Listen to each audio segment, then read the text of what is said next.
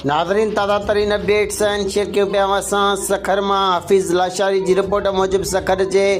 New पिंड वारे इलाइक़े पठान कॉलोनी जे रहवासी पसंद जी शादी कंदड़ जोड़े प्रेस क्लब सखर पहुची जान जी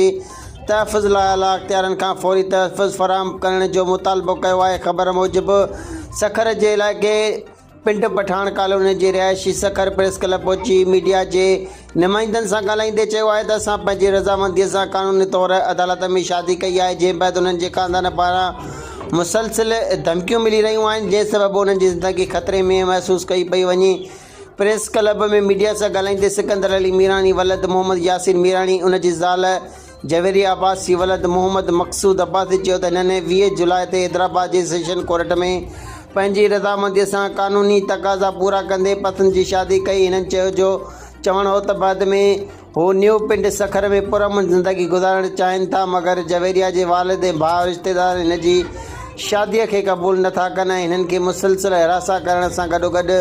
मौतमार धमकियूं ॾेई रहिया आहिनि। जोड़े जे मीडिया के ज़रिए चीफ जस्टिस ऑफ पाकिस्तान वज़ीर आला सिंध DIG सखर SSP सखर के अपील कई है तो इन्हनि खे फौरी तौर कानूनी तहफ़ुज़ फराहम कयो वञे, जीअं बिला खौफ़ ख़तरे जी इहा पंहिंजी ज़िंदगी गुज़ारे सघनि।